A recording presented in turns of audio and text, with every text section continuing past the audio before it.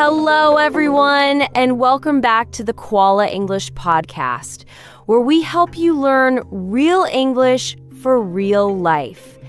The English people actually use every day. I'm Caroline. Today, we're going to break down a phrase you hear absolutely all the time in English. Call it a day. It's super common, super useful, and by the end of this, you'll know exactly how to use it like a pro. So I've got to ask, have you come across this one before? Maybe you heard it in a movie or a TV show, or maybe a coworker said it at the end of the day. It's funny. Once you learn it, you'll start hearing it everywhere. You know, this little rhyme really hits the nail on the head for what we're doing here. The goal isn't just to learn words, it's to make them a real natural part of how you speak. All right, let's get right into it. First things first, what on earth does call it a day actually mean? It's really that straightforward. When you call it a day, you're just deciding that you're done with something, for now at least. It could be your job, it could be studying, it could even be cleaning your house. Whatever the activity is, it's over for the day. Now, this is really important to get. This is an idiom, which means you can't take it literally. The word call has absolutely nothing to do with the telephone. You're not phoning anyone. You're simply announcing that the activity is finished. And that's a key thing to remember. This is casual, everyday language. It's the kind of thing you'll hear friends, family, and coworkers say all the time. It's just a really common, friendly way to say it's time to stop. Okay, so where did this phrase even come from? Like a lot of idioms, it actually has a pretty interesting backstory. You can really see the journey the phrase took.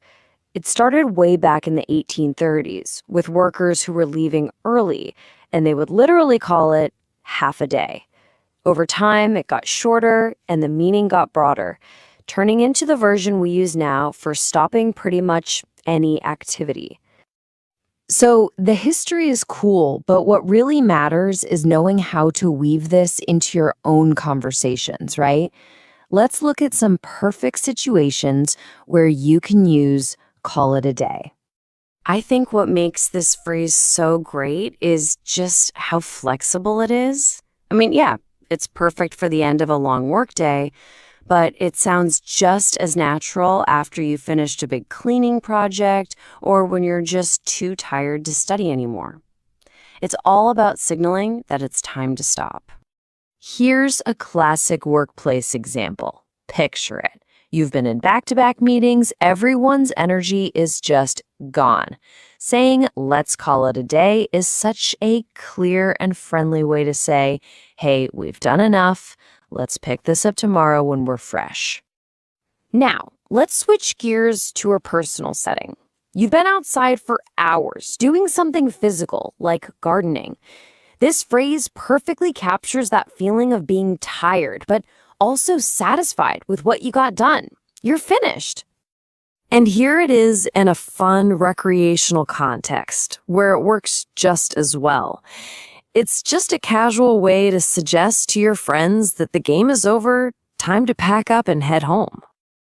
It's also kind of helpful to know the cultural flavor of these things.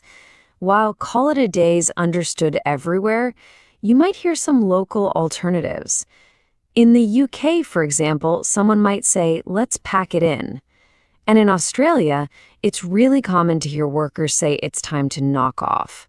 They all mean the exact same thing, though. Okay, this is a really important tip. Because the phrase is so informal, you really want to avoid it in very formal situations. So in a legal document or an official company report, you'd want to use much more precise language, like conclude or adjourn. Just save call it a day for actual conversations. All right, so you get the meaning, you know the history, you know when to use it. Now let's really make sure this knowledge sticks by looking at some related phrases to expand your vocabulary. Sometimes the best way to understand a phrase is to see what it's similar to and what it's the opposite of. So, saying something like wrap things up or pack it in is pretty much the same thing. But on the flip side, if you're not ready to stop, you might tell your team to keep going or to push through. Okay, time for a little practice. Seriously, saying things out loud helps them stick in your brain. So let's try it together. Just say, let's call it a day. Nice! See? Sounds natural. Now, think about your own routine for a second. When is that moment in your day when you feel like you're really done? Is it when you finally close your laptop after work? Or maybe after you finish a tough study session? Connecting a phrase to your own life is the absolute best way to make it stick. So one last time, let's boil it all down. At its heart, call it a day is your friendly go-to phrase for saying, okay, that's enough for now, we're done. And with that, we've pretty much covered the meaning, the history, and the usage of this incredibly common idiom, which kind of feels like the perfect time to ask, shall we call it a day? Thanks for joining me. If you enjoyed this episode or had any idea, give me a comment below, and I'll talk to you again very soon.